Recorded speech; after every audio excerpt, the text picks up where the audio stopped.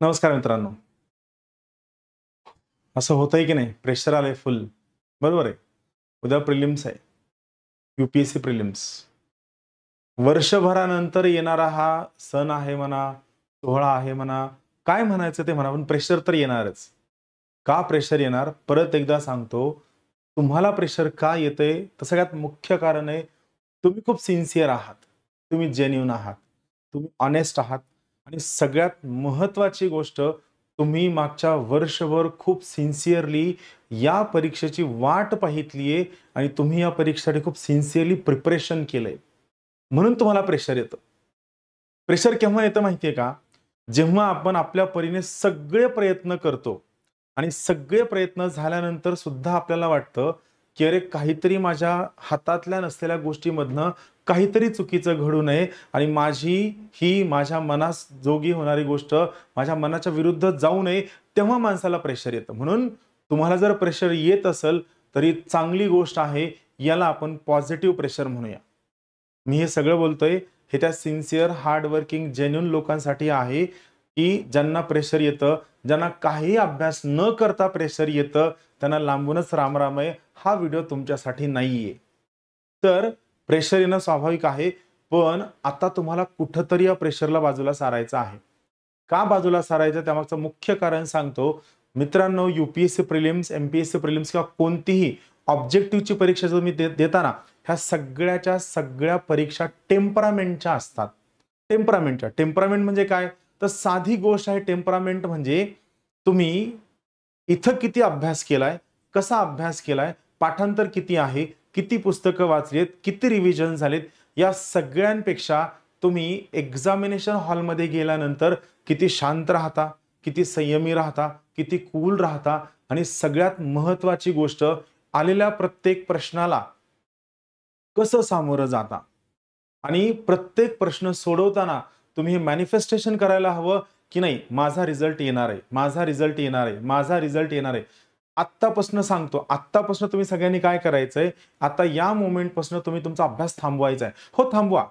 हलकं-फुलकं काहीतरी वाचायला घ्या, काहीतरी रिव्हिजनसाठी वाचायला घ्या, काहीतरी गोष्टी नजरेखालनं घालण्यासाठी वाचायला घ्या आणि ज्या लोकांनी अगोदर खूप कमी अभ्यास केलाय, जॉबवाली आहेत, त्यांनी वाचा. पण ज्या लोकांनी वर्षभर सिन्सिअरली या प्रिलिम्सच्या परीक्षेसाठी तयारी केली आहे, खास करून जून महिन्यामध्ये कॉलेज संपल्यानंतर ज्या लोकांनी 1 इयर बॅच लावून तयारी सुरू केली आहे, त्या सगळ्या लोकांनी मात्र आता या मोमेंटला अभ्यास थांबवा. का? त्यामागचं कारण सांगतो. हे सायकॉलॉजिकल सुद्धा आहे, हे फिलॉसॉफिकल सुद्धा आहे आणि हे सगळ्यात महत्त्वाची गोष्ट आहे, युनिव्हर्सल सुद्धा आहे. तो एक शेर आहे ना, की तुम्ही एखाद्या गोष्टीला एवढ्या मनापासून मागा, की ही सगळी युनिव्हर्स तुम्हाला मिळवण्यासाठी प्रयत्न करेल. तर सेम गोष्ट आहे. या ठिकाणी सुद्धा तुम्ही हे मॅनिफेस्ट करा, की नाही मी पुढच्या महिन्याभरामध्ये प्रिलिम्सचा रिझल्ट लागल्यानंतर थोडा ब्रेक घेऊन इथिक्सची रीडिंग करून, ऑप्शनची रीडिंग सुरू करून पुढच्या महिन्याभरामध्ये मी माझ्या मेन्सच्या टेस्ट सीरीज लिहित असणार आहे आणि येणाऱ्या 4 महिन्यात मी माझी यूपीएससी मेन्सची टेस्ट सीरीज लिहिणार आहे आणि हा पण विचार करा, की मेन्सची टेस्ट सीरीज झाली, की लगेच्या लगे मी त्या मोमेंटला इंटरव्ह्यूचं प्रिपरेशन करणार आहे. कारण कुठेतरी आपल्या मराठी मुलांना 160, 170, 180 याच रेंजमध्ये मार्क पडतात. याच्या पलीकडे मार्क जात नसतो. मी ठरवले, की यावर्षी मी यूपीएससीच्या परीक्षेमध्ये, इंटरव्ह्यूमध्ये कंपल्सरी 200+ मार्क्स मिळून महाराष्ट्र काढर मिळवणार आहे. हो, हे मॅनिफेस्टेशन गरजेचं आहे. हा विचार करणं गरजेचं आहे. या सगळ्या प्रोसेसमध्ये तुम्ही स्वतःला पाहणं गरजेचं आहे. कारण जोपर्यंत तुम्ही हा विचार करत नाही, मॅनिफेस्ट करत नाही, यामध्ये तुम्ही स्वतःला पाहत नाही, तोपर्यंत माझं म्हणणं आहे, की तुमचा रोम त्यासाठी प्रयत्न करणार नाहीये. तुमच्या शरीरातील प्रत्येक ॲटम, प्रत्येक अणुरेणू तुम्हाला पास करण्यासाठी या पद्धतीने प्रयत्न करणार नाहीये. म्हणून तुम्हाला सांगतो, पहिला महत्त्वाचा मुद्दा आहे, प्रेशर येतंय. चांगली गोष्ट आहे. प्रेशर येणं चांगलं आहे, कारण तुम्ही सिन्सिअर आहात, तुम्ही जेन्युइन आहात, म्हणून तुम्हाला प्रेशर येतंय. ही परीक्षा टेम्परामेंटची आहे, म्हणजे तुम्ही त्या ठिकाणी गेल्यावर काय परफॉर्म करता त्याची ही पर्टिक्युलर परीक्षा आहे. आणि त्यासाठी सगळ्यात महत्त्वाची गोष्ट आहे, तुम्हाला स्वतःबद्दल मॅनिफेस्ट करायचं आहे, स्वतःचा विचार करायचा आहे. उद्याचा सीसॅटचा पेपर संपेपर्यंत तुम्हाला स्वतः सोडलं तर काहीही दिसता कामा नये. जगाने तुम्हाला स्वार्थी म्हणो, काय म्हणायचं ते म्हणो, काय फरक नाही पडत. तुम्हाला मात्र फक्त तुम्ही आणि तुम्ही आणि तुम्ही आणि तुम्हीच दिसायला हवं, ही सगळ्यात महत्त्वाची गोष्ट आहे. आणि या सगळ्यांना सगळ्यात बेसिक गोष्ट गरजेची काय आहे, तर महत्त्वाचं आहे या सगळ्या प्रोसेसमध्ये तुम्ही स्वतःवर विश्वास ठेवायला हवा. येस, काय असतं, या सगळ्या आयुष्याच्या जगण्याच्या धावपळीत, गडबडीत, गडबड गोंधळात आपण स्वतःवर विश्वास ठेवायचंच विसरून गेलोय. माझं म्हणणं आहे, मागच्या वर्षभर तुम्ही जे लेक्चर अटेंड केलेत, जे व्हिडिओज पाहितलेत, ज्या नोट्स वाचल्यात, ज्या नोट्स काढल्यात, ज्या टेस्ट सोडवल्यात, जे MCQ काढलेत, जे तुम्ही मागच्या वर्षभरात केल्याने खास करून स्पेशली जानेवारीपासून केले, त्या केलेल्या प्रत्येक गोष्टीवर विश्वास ठेवा, कन्व्हिक्शन ठेवा. मी खूपदा माझ्या वर्गात येणाऱ्या प्रत्येक विद्यार्थ्याला सांगत असतो, की आता काय होतं इकडे दुर्लक्ष करा, वर्षाच्या शेवटाकडे ट्रस्ट ठेवा. जोपर्यंत तुम्ही सिस्टीमवर विश्वास ठेवत नाही, तोपर्यंत सिस्टीम तुम्हाला मदत करत नाही. सेम इज द केस. आता या मोमेंटला तुम्ही वर्षभर जो सगळा अभ्यास केलेला आहे, हा सगळा केलेला अभ्यास म्हणजे तुमची सिस्टीम आहे. आणि तुम्हाला या सगळ्या सिस्टीमवर स्वतः विश्वास ठेवावा लागणार आहे, की मी जे केलंय ते बेस्ट केलंय. किंवा जर समजा मी जे केलंय ते बेस्ट केलं नसेल तरी हरकत नाही, पण मी जे केलंय यामधनं मला 1001% रिझल्ट येणार आहे. सो मी जे केलंय ते बेस्टच केलेलं आहे. आणि जर समजा माझ्याकडनं आजारपणामुळं, वेळ न मिळाल्यामुळं, आर्थिक अडचणीमुळं, घरांच्या अडचणीमुळं, काहीही कारणामुळं जर माझ्याकडनं बेस्ट झालं नसल, माझ्याकडनं बेस्ट होऊ शकलं नसल, तर त्या पर्टिक्युलर केसमध्ये मी जेवढं केलंय यामधनं माझा रिझल्ट 100% येणार आहे. हा विश्वास, हा ट्रस्ट आणि कन्व्हिक्शन सगळ्यात जास्त गरजेचं आहे. याला मी टेम्परामेंट म्हणतो. ही टेम्परामेंट सगळ्यात जास्त गरजेची आहे. त्याच्या पलीकडे काही महत्त्वाच्या छोट्या-मोठ्या सूचना सांगायच्यात. त्या तर साध्या आहेत, की चिट-चॅटिंग करू नका, आज रात्री काय वाचू नका, उद्याची तुमची बॅग सगळीच्या सगळी न चुकता आत्ताच्या आत्ता भरून ठेवा, सगळे सेंटर सगळं चेक करून ठेवा. तुम्हाला लागणारे पेन, तुम्हाला आवश्यक असणारी पेन्सिल, हॉल तिकीट, त्याचे कलर, झेरॉक्स. रात्री पाऊस आहे, जवळपास सध्या महाराष्ट्रात सगळीकडे पाऊस आहे आणि पाऊस असल्यामुळे खास करून मराठी मुलं जे दिल्लीला सुद्धा तयारी करतात, या सगळ्या विद्यार्थ्यांनी सुद्धा लक्षात घ्या, की आजच्या सगळ्या गोष्टी तयारी करून ठेवा. ते सुद्धा तुम्ही संध्याकाळी 7:30-8च्या अगोदर सगळ्या गोष्टी तयारी करून ठेवा. मस्त छानपैकी 5:15 वाजलेले आहेत, बाहेर जावा, अर्धा पाऊण तास कुठेतरी शांत डोक्यानं बसून चहा प्या, तुमच्या टेक्निकल गोष्टी कव्हर करा, मग अभ्यासिकेत जा. रोजचा वेळ जो 10-11 आहे, 10-11 पर्यंत अभ्यासिकेत बसा. 11 वाजल्यानंतर घरी जा आणि जेवढी मिळेल तेवढी झोप घेण्याचा प्रयत्न करा. खूपदा असं मानलं जातं, की गोष्ट अशी आहे, की आपण जर साउंड स्लीप नाही घेतली, तर आपल्याला साउंड स्लीप मिळाल्यास आपल्याला फायदा होत नाही. तर असं बिलकुल नाही. मला तुम्हाला सगळ्यांना हे सांगायचं आहे, की आपल्यावर एवढं प्रेशर असतं, आपल्यावर एवढं टेन्शन असतं, की टेक्निकली साउंड स्लीप मिळणं रिलेटिव्हली अवघड असतं. म्हणून जर साउंड स्लीप मिळत नसेल तर काही फरक पडत नाही. लक्षात घ्या, आपण वर्षभर एवढी मेहनत केलेली आहे, की या मेहनतीमुळे आपण साउंड स्लीप नाही घेतली, 7-8 तासाची झोप नाही घेतली, तरी सुद्धा आपल्या परफॉर्मन्समध्ये माझ्यावर विश्वास ठेवा. मी स्वतः UPSC प्रिलिम्स दिलेल्या आहेत आणि सगळ्या प्रिलिम्स यशस्वीरित्या पास झालेलो आहे. ते पण 30-30, 40-40 मार्कांच्या मार्जिननं पास झालेलो आहे. यामुळे जर समजा या पर्टिक्युलर केसमध्ये तुम्हाला साउंड स्लीप येत नसेल, बिलकुल विचार न करता फक्त तुम्ही जो अभ्यास केलाय, जी तयारी तुम्ही केली आहे, या तयारीवर विश्वास ठेवा, याच्यावर तुम्ही फोकस करायला सुरू करा. म्हणून मी आतापर्यंत काय तुम्हाला सांगितलंय, तर सगळ्यात पहिली महत्त्वाची गोष्ट मी तुम्हाला सांगितलं, ही परीक्षा कशावर फोकस करायचंय. हे काय मुद्दे का सांगतो जेणेकरून तुम्हाला लिहून घेता यावं. सगळ्यात पहिलं मी सांगितलं, ही परीक्षा टेम्परामेंटची आहे, ज्यावर तुम्हाला काम करायचं आहे. टेम्परामेंट एक्झाम मधला परफॉर्मन्स. दुसरं मी तुम्हाला म्हणलेलं आहे मॅनिफेस्टेशन, जे गरजेचं आहे. त्यानंतर तिसरी महत्त्वाची गोष्ट कन्व्हिक्शन बद्दल मी तुम्हाला सांगितलंय, की तुम्ही कन्व्हिक्शनवर काम करणं सगळ्यात जास्त गरजेचं आहे. कारण जोपर्यंत तुम्ही कन्व्हिक्शनवर काम करत नाही, तोपर्यंत तुम्हाला फायदा होणार नाही. हे पक्क लक्षात घ्या. आता महत्त्वाची गोष्ट, हे सगळं झाल्यानंतर उद्या काय करायचं ते सुद्धा तुम्ही तयारी करून ठेवलेली आहे. त्यात तुमच्याकडनं काहीही चूक होणार नाही, हा मला विश्वास आहे. सगळ्या गोष्टी आत्ताच्या आत्ता तयारी करून ठेवा. पण आता काही टेक्निकल बाबी तुम्हाला डिस्कस करायच्यात. पहिली महत्त्वाची टेक्निकल बाब आहे, काही विद्यार्थी पेपर सॉल्व्ह करताना राऊंड करतात. ही चांगली गोष्ट आहे, राऊंड करायला काही हरकत नाहीये, बरोबर आहे. हा, त्याच्याबद्दल एक छोटासा मुद्दा मला तुम्हाला सांगायचा आहे. तुमच्या जुन्या अटेम्प्टचे ओझं तुम्ही काढून टाका. जुन्या अटेम्प्टचं ओझं, सर माझे पहिले 2 अटेम्प्ट झालेत, माझे 3 अटेम्प्ट झालेत, हे सगळं ओझं तुम्ही टाकून द्यायला शिका. काय होतंय, तुम्ही हे ओझं टाकतच नाहीये, तुम्ही हे ओझं कंटिन्यू कॅरी करताय. कॉलेजमध्ये असताना एक अटेम्प्ट दिला होता, कॉलेज संपल्या एक अटेम्प्ट दिला होता. बघा, मी आता तुम्हाला सांगतो की काही दिवसांपूर्वी मी एक व्हिडिओ शेअर केला आहे, पहिला अटेम्प्ट केव्हा द्यावा, किंवा 2-3 वर्षांपूर्वी मी सुद्धा एक व्हिडिओ शेअर केला होता, फर्स्ट अटेम्प्टचा फंडा.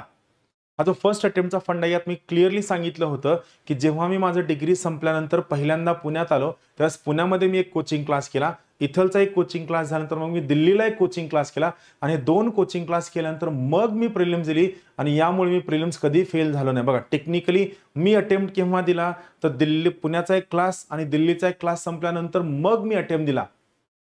तुम्ही आलाय जूनमध्ये, अर्धवट अभ्यास झालाय, काही लोक सेल्फ स्टडीवर सुद्धा आहेत, काही लोक क्लासवर आहेत, काही लोक क्लास लावून सुद्धा क्लासला एक दिवस सुद्धा गेलेले नाहीयेत. आणि अशा मोमेंटला तुम्ही जर आता या मोमेंटला जर परीक्षा दिली, तर तुम्हाला असं वाटू शकते की पहिली प्रिलिम्स राहून जाऊ शकते. किंवा खूप सगळे लोक काय करतात, सर मला अनुभव घेण्यासाठी अटेम्प्ट द्यायचा आहे, तो मी देऊ का, आणि मग हे क्वेश्चन हा ओझं तुम्ही कॅरी करता की माझा पहिला अटेम्प्ट डाऊन झालाय, पहिला अटेम्प्ट फेल झाला. बिलकुल नाही. एक लक्षात घ्या, ज्या दिवशी तयारी सुरू कराल त्या दिवसापासून ज्या दिवशी तयारी सुरू कराल म्हणजे काय, तर ज्या दिवशी तुम्ही अभ्यास सुरू कराल तिथून पुढे रोज सकाळी 7 वाजल्यापासून ते 11 वाजता तुम्ही अभ्यासिकेत असणं गरजेचं आहे. असं रोज सकाळी 7 ते रात्री 11 अभ्यासिकेत असल्यानंतर जेव्हा 1.5 वर्ष पूर्ण होईल, 1.5 वर्ष, याच्यानंतर जो तुम्ही अटेम्प्ट द्याल हा तुमचा खरा अटेम्प्ट असणार आहे. याच्या अगोदरचे दिलेले सगळेचे सगळे अटेम्प्ट झोल आहेत, खोटे आहेत, त्याला या सगळ्या ओव्हरऑल सिस्टीम मध्ये काहीही व्हॅल्यू नाही.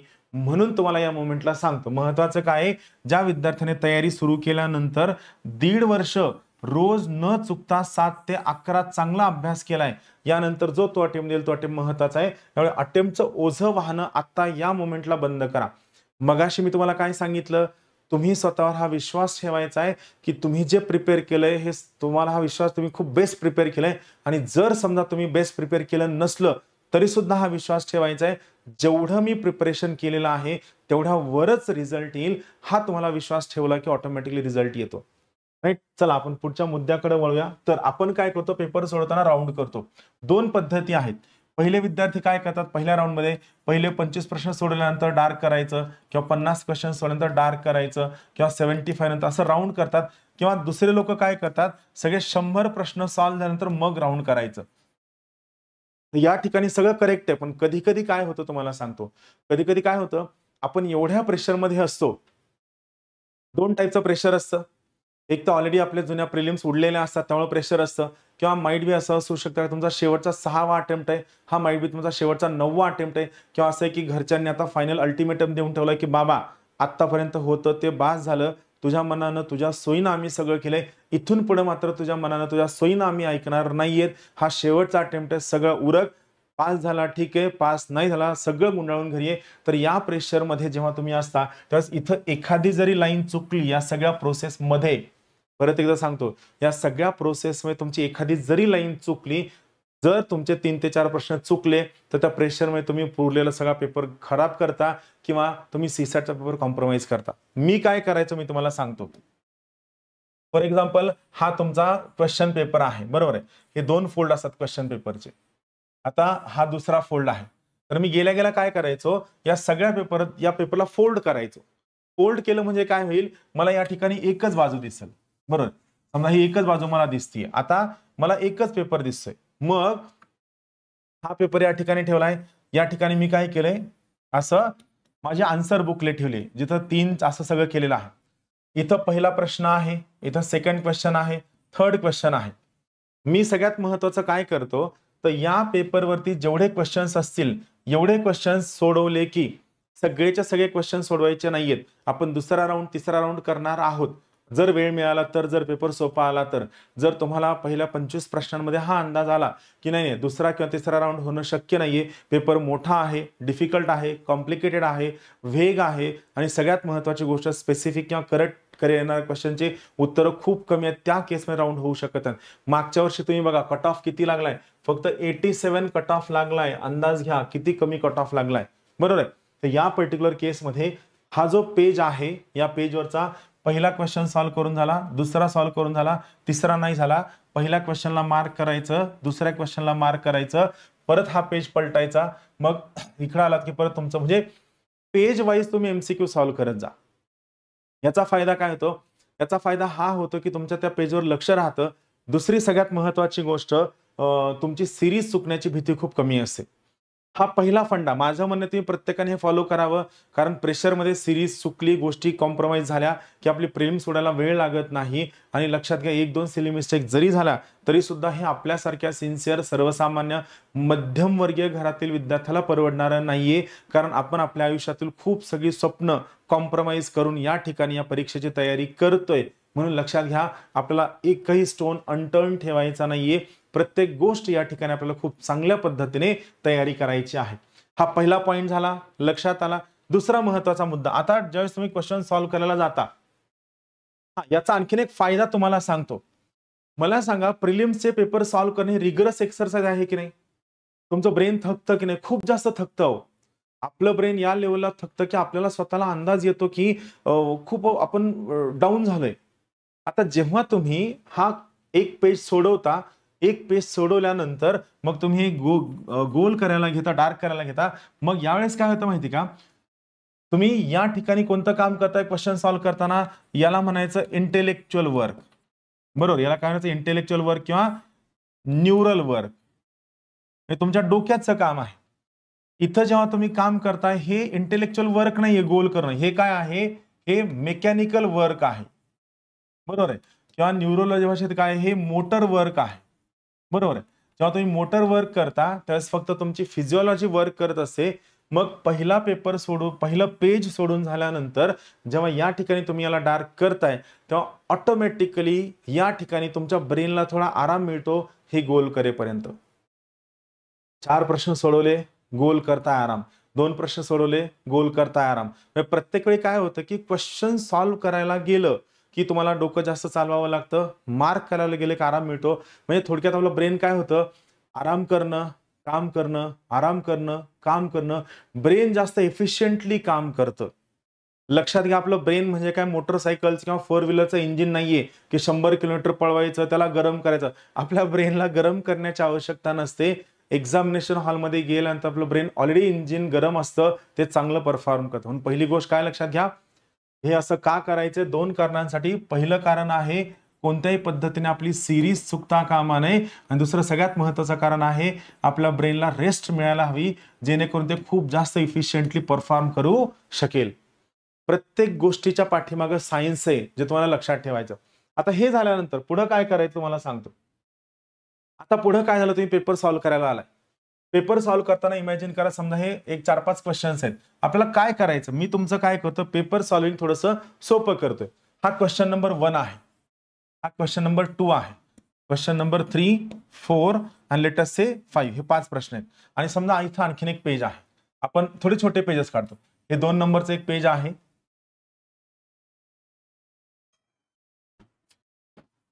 त्यानंतर हे 3 नंबरचं एक पेज आहे.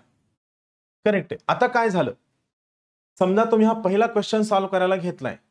पहिला क्वेश्चन तुम्हाला आला, तुम्ही क्वेश्चनला काय करायचं, इथं समजा तुम्ही टिक मार्क केलं, या ठिकाणी तुमच्या आन्सर बुकलेटला तुम्ही गोल केलं, इथं तुम्ही याला काय करा, राईट टिक मार्क करा. तुम्ही जेव्हा या ठिकाणी राईट टिक मार्क करताय, याचा अर्थ काय करताय, ऑलरेडी खूप सगळ्या कामामध्ये थकलेल्या, बिझी असलेल्या, डाऊन झालेल्या ब्रेनला तुम्ही सांगताय की दादा हऱ्या, हा प्रश्न मी सोडवलाय, माझ्या माहितीप्रमाणे हा प्रश्न करेक्ट आहे, तू याचा लोड घेणं सोडून दे. बघा, आपण एंट्री केले केलं आपलं टार्गेट काय असतं ब्रेनचं, की आपला टार्गेट असतं की 85 टू 95 दरम्यान आपले एमसीक्यू सोडवायचे. युपीएससी प्रिलिम्सचं तुमचं टार्गेट किती असावं, 85 टू 95. परत एकदा सांगतो, जो कोणी 85च्या खाली एमसीक्यू सोडवल त्याने युपीएससी प्रिलिम्सच्या रिझल्टची अपेक्षा करायची नाही. लाखामध्ये 1-2 लोक असतात ज्यांची अॅक्युरेसी एवढी चांगली असती की त्यांनी 60 प्रश्न जरी सोडवले तरी त्यांचे 120 मार्क करेक्ट येतात. पण आपण लाखामध्ये 1-2 नाही येत, आपण सर्वसामान्य आहोत. त्यामुळे लक्षात घ्या, 85 should be your compulsorily attempted paper. 85 हा तुमचा अटेम्प्ट असणं गरजेचं आहे. तुम्ही 85 मध्ये एक जरी कमी मार्क अटेम्प्ट केला तरी लक्षात घ्या, तुम्हाला पुढच्या प्रिलिम्सची तयारी करावी लागेल. 90 असेल तर आणखीन चांगलं आहे. परत सांगतो 85 कमीत कमी असायला हवं. 90 is good. If you are going towards 95 ही परफेक्ट आहे. तर आपण इमॅजिन करूया आपण 90 अटेम्प्ट करणार आहोत. इथं तुम्ही टिक केलं, ब्रेनला सांगितलं काळजी करू नका, प्रश्न लोड सोडून दे. तुमच्या ब्रेन हे हलकं होतं की आता आपल्याला फक्त 99 क्वेश्चनचा विचार करायचा. मग हा दुसरा क्वेश्चन आहे, दुसरा क्वेश्चन मला बिलकुलच येत नाही आणि येणारच नाही. तिसरा क्वेश्चन आहे मला बिलकुलच येत नाही, येणार नाही. क्वेश्चनला क्रॉस मार्क करा. असं मला सांगा, असं किती क्वेश्चनला क्रॉस मार्क करण्याची तुम्हाला लिबर्टी आहे? आपण टार्गेट किती ठेवलं? 90 ठेवलंय ना. सो आपण असं 10 क्वेश्चनला क्रॉस मार्क करू शकतो. आता क्रॉस मार्क करण्याचा फायदा काय? तर हे कोणत्या प्रश्नांना करायचं? जे प्रश्न ठार तुम्हाला येत नाहीत. तुम्ही यावर खूप क्रिस्टल क्लिअर आहात की या प्रश्नाचं उत्तर मला येणारच नाही, फक्त त्याच क्वेश्चनला क्रॉस मार्क करायचं. आता ओळखीचा प्रश्न वाटतोय आणि 10 प्रश्न आपल्याला क्रॉस करण्याची परमिशन आहे, सो तुम्ही क्रॉस करत चाललाय, असं नाही चालणार आहे. कंपल्सरी काय आहे? कंपल्सरी लक्षात घ्या, कमीत कमी 90 क्वेश्चनचा अटेम्प्ट असणं मस्ट आहे. मग या 2 प्रश्नांना क्रॉस करता परत तुम्ही काय करता? तुम्ही तुमच्या ब्रेनला सेल्फ सजेशन देता की बघ काय झालंय, आपल्याला 10 प्रश्न बिलकुल सोडवायचे नव्हते, त्यापैकी 2 प्रश्न यांचा विचार करू नको, कारण मला क्लिअर आहे की या 2 प्रश्नांचं उत्तर मला येणारच नाहीये. या पद्धतीने तुम्ही काय करताय? तुमच्या ब्रेनवरचा लोड हलका हलका हलका करत चाललाय. मला सांगा एखादी बैलगाडी आहे, सामान ओझं कॅरी करते, जास्त सामान टाकलं, बैलगाडी हळू चालणार, पण एक एक सामान आपण उतरवत गेलो, ऑफलोड करत गेलो, बैलगाडी चांगली चालेल की नाही, एफिशियन्सी येईल की नाही. Same is with your brain, की तुम्ही तुमच्या ब्रेनला हळूहळू हलकं करत चाललाय, तुमची एफिशियन्सी वाढेल, तुमचा रिझल्ट येण्याचं प्रमाण खूप चांगलं असणार आहे. तिसरी महत्वाची गोष्ट, समजा 4 नंबरचा क्वेश्चन आहे. 4 नंबरच्या क्वेश्चनला तुम्हाला 50-50 वाटतं की आयदर बी असू शकतं किंवा सी असू शकतं. याला खाली अंडरलाईन करा, क्वेश्चनला सोडवू नका, थोडा वेळ जाऊ द्या. का वेळ जाऊ द्या? कारण काय असतं की ज्यावेळेस तुम्ही असं करता ह्या प्रकारचे की हे बी असू शकतं का सी असू शकतं, त्यावेळेस तुम्ही तुमच्या ब्रेनला सजेशन देताय की बाबा तू तुझ्या सबकॉन्शियस मेमरीमध्ये जा. मी एक वीक पूर्वी एक व्हिडिओ टाकला होता, ज्यात मी सांगितलं होतं की UPSC prelims is an examination of temperament. तर त्यात मी सबकॉन्शियस मेमरी म्हणजे काही खूप क्लिअरली सांगितलेलं आहे. तर ज्यावेळेस तुम्ही असं अंडरलाईन करता, त्यावेळेस तुम्ही तुमच्या ब्रेनला सांगता की बाबा तुझ्या सबकॉन्शियस मेमरीमध्ये जा. त्या सबकॉन्शियस मेमरीमध्ये हा जो प्रश्न आहे, हा प्रश्न फीड कर. या प्रश्नाशी रिलेटेड असणारे 2 फाईल्स आहेत, या 2 फाईल्स मी तुला देतोय. या 2 फाईलपैकी कोणती फाईल तुला जास्त करेक्ट वाटते ती मला सांग. आणि पुढचे क्वेश्चन तुम्ही सोडवत असता, पुढचे क्वेश्चन तुम्ही सोडवत असताना अचानकच तुमचं मन आठवतं, अरे हा या प्रश्नाचं उत्तर हे होतं. तुम्ही वापस येता आणि तुम्ही बी ला टिक करता, सी ला कॅन्सल करता आणि लक्षात घ्या बी हे तुमचं करेक्ट उत्तर असतं. सो जेव्हा तुम्हाला 2 ऑप्शन मधनं एक ऑप्शन कट करता येत नाहीये, त्यावेळेस त्याच्या प्रश्नाखाली 2 रेषा मारा, जेणेकरून तुम्ही तुमच्या ब्रेनला कमांड देऊन ठेवली आहे की तुला तुझ्या सबकॉन्शियस मेमरीमध्ये जाऊन या 2 प्रश्नांची उत्तरं, एका प्रश्नाची उत्तरं या 2 ऑप्शन्स पैकी शोधायची आहेत. त्यानंतर 5वा प्रश्न आहे. 5वा प्रश्न तुम्हाला ओळखीचा वाटत नाही, पाहितलेला वाटत नाही, पण तुमचं मन म्हणतं की हे उत्तर असेल, याला आपण गोल करायचं. गोल का करायचं? कारण हा प्रश्न आपण कसा सोडवणार आहोत? हा प्रश्न आपण आयदर गेस ऑर इंट्युशन याच्या आधारावरती सोडवणार आहोत. गेस ऑर इंट्युशनच्या आधारावरती सोडवणार आहोत. सो मग महत्वाची गोष्ट, जेव्हा तुम्ही विचार करता की ए असेल का, ए असेल का, ए असेल का, काही वेळानं तुम्हाला तुमची सबकॉन्शियस मेमरी आन्सर देते की हा ए उत्तर चल कर टिक. तुम्ही ए ला टिक करता, पुढे चालता. आलं लक्षात? बघा तुमचा अभ्यास परत एकदा सांगतो, ज्या मोमेंटला तुम्ही जनरल स्टडीजचा पेपर देऊन एक्झामिनेशन हॉलच्या बाहेर याल, त्या मोमेंटला तुमची पहिली रिॲक्शन असेल की मी वर्षभर जो अभ्यास केलाय याचा आणि परीक्षेचा अर्थार्थी काहीच संबंध नाहीये. हो, विश्वास ठेवा माझ्यावरती. ज्या मोमेंटला तुम्ही यूपीएससी प्रिलिम्सचा पेपर देऊन एक्झामिनेशन हॉलच्या बाहेर याल, त्या मोमेंटला तुमची पहिली रिॲक्शन असेल की हो, मी जो अभ्यास केलाय याचा आणि परीक्षेचा काही संबंध नाही, पण माझ्यावर विश्वास ठेवा, तुम्ही जो अभ्यास केलाय या केलेल्या अभ्यासाशिवाय तुमची टेम्परामेंट बिल्ड होऊ शकत नाही. या केलेल्या अभ्यासाशिवाय एक्झामिनेशन हॉलमध्ये प्रेशर कसं हँडल करायचं याचं ॲटिट्यूड तुमच्यामध्ये बिल्ड होत नाही. आणि या वर्षभर केलेल्या अभ्यासाशिवाय तुम्ही अधिकारी पदामध्ये स्वतःला मॅनिफेस्ट करू शकत नाही आणि यामुळे तुमचा रिझल्ट येत नाही. म्हणून सांगतो, अभ्यास करता आवश्यक आहे, पण तुम्हाला एक्झामिनेशन हॉलमध्ये काय अभ्यास केलाय यापेक्षा मी तिथं गेल्यानंतर आणखीन जास्त वेगळं काय करू शकतो यावरती काम करणं सगळ्यात जास्त गरजेचं आहे. हे होत असेल तर फायदा आहे, जर हे होत नसेल तर नक्की तुम्हाला नुकसान होणार आहे. राहील लक्षात? तर हे तुम्ही इथं केलं. आता याच्या पलीकडं समजा हे एक पेज होतं, करेक्ट आहे. आता या पेजवरती तुम्ही काय केलं, सॉल्व्ह केलं, तुम्ही दुसऱ्या पेजवर आलात. समजा दुसऱ्या पेजवरचे तुमचे सगळे प्रश्न सॉल्व्ह करून झाले. या पेजच्या सेंटरला वरती काय करायचं, येस करायचं, टिक करायचं. म्हणजे काय करताय, अगेन तुम्ही तुमच्या ब्रेनला कमांड देताय की या पेजवरचे माझे सगळे प्रश्न सोडून झालेत, या पेजकडे येण्याची आवश्यकता नाही. म्हणजे जेव्हा पहिला राऊंड संपल्यानंतर तुम्ही सेकंड राऊंडसाठी याल, त्यावेळी तुम्हाला हे चेक करायचं आहे की त्यावेळी तुम्हाला प्रत्येक प्रश्न चेक करत बसण्याची आवश्यकता नाहीये. त्यावेळी गरजेचं काय आहे, या पेजवरचे किती एकही प्रश्न सोडायचा बाकी नाहीये, पेज स्किप करा. प्रश्न पाहत बसण्याची गरज नाहीये. तुमचा वेळ सेव्ह होईल, एनर्जी सेव्ह होईल, फटीग कमी होईल, जास्त इफिशियन्सीने तुम्ही सेकंड राऊंड मध्ये जास्त ॲक्युरेट प्रश्नांना सोडवू शकता. किंवा तिसरा पेज आहे, इथं समजा तुम्हाला वाटतंय की 2 प्रश्न आहेत, 2 प्रश्न सोडवायचे बाकी आहेत. एखादा पेज आहे, समजा या ठिकाणी आपण थोड्याला क्लीन करूया. हे परत 2 पेज, समजा इथे 2 पेज, इथं समजा तुमचे 3 प्रश्न सोडवणं बाकी आहे, या ठिकाणी 1 क्वेश्चन सोडवणं बाकी आहे. म्हणजे ज्यावेळेस तुमचा पहिला राऊंड होईल पेपरचा, तर पहिला राऊंड झाल्यानंतर तुम्ही पानं चाळायला सुरू कराल. परत आपल्याला कोणी रोजानं लावलेलं नाहीये की पहिल्या पानापासूनच पेजेस चाळत जावं. आपल्याला मार्क मिळणं गरजेचं आहे की नाही. मग पेजेस चाळताना कोणतं पेज चाळायला हवं, ज्या पेजवरचे तुमचे जास्त प्रश्न सोडवणं बाकी आहे. सो ज्यावेळेस मी सेकंड राऊंड करेल त्यावेळेस माझी पहिली प्रायोरिटी या पेजला असेल, मग दुसरी प्रायोरिटी या पेजला असेल, तिसरी प्रायोरिटी या पेजला असेल. म्हणजे या पेजवर आल्यानंतर मी 3 प्रश्न विचार करून सोडवू शकतो. या पेजवर आल्यानंतर माझे उरलेले 2 प्रश्न विचार करून सोडवू शकतो. या पेजवर एकच प्रश्न आहे. तो जर मला राऊंड मिळाला तर ठीक आहे, आता शेवटच्याला मी काय करेल, हा पर्टिक्युलर पेज या ठिकाणी ॲज इट इज स्क्रॅप करून टाकल. लक्षात घ्या, ह्या सगळ्या टेक्निक खूप जास्त गरजेच्या आहेत, ज्या महत्वाच्या आहेत. महत्वाची गोष्ट, आता या मोमेंटपासून स्वतःला टेस्ट करू नका, कुणासोबतही डिस्कस करू नका, स्वतःला त्रास करून घेऊ नका, स्वतःला कम्पेअर करू नका. मी सांगू ना, तुम्ही तुमचं बेस्ट दिलंय आणि तुम्ही जे बेस्ट दिलंय हे तुम्हाला नक्की फायदा करून देणार आहे. कारण मला स्वतःला माहित आहे, या सगळ्या परीक्षेत मी सगळे वर्ष जे अभ्यास केलाय त्यावरनं तुम्हाला सांगतो की या सगळ्या सिस्टीम मध्ये सगळ्यात महत्वाची एकमेव गोष्ट आहे, ते वाक्य कधीही विसरू नका, लक फेवर्स दोज हू डेअर. ज्या लोकांमध्ये स्वतःवर ट्रस्ट असतो, कन्व्हिक्शन असतं, स्वतःमध्ये डेअरिंग असते, त्याच लोकांना नशीब साथ देतं, त्याच लोकांच्या सोयीचे प्रश्न येतात, त्याच लोकांनी जे वाचलं त्यामधनच प्रश्न येतात. म्हणून आत्तापासून शांत बसा. किती अटेम्प्ट झालेत, किती अटेम्प्ट बाकी आहेत, माझा शेवटचा अटेम्प्ट आहे, आता माझं कसं, काही नाही, तुमचं खूप चांगलं होणार आहे.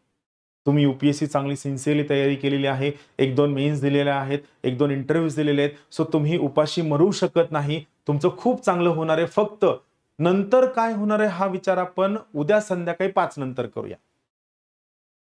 आता आपलं काय टार्गेट आहे, उद्याच्या पेपरमध्ये काय करायचंय आणि उद्याच्या पेपर आपल्याकडनं काय होणार आहे, फक्त आणि फक्त चांगलंच होणार आहे हे पक्क लक्षात ठेवायचं.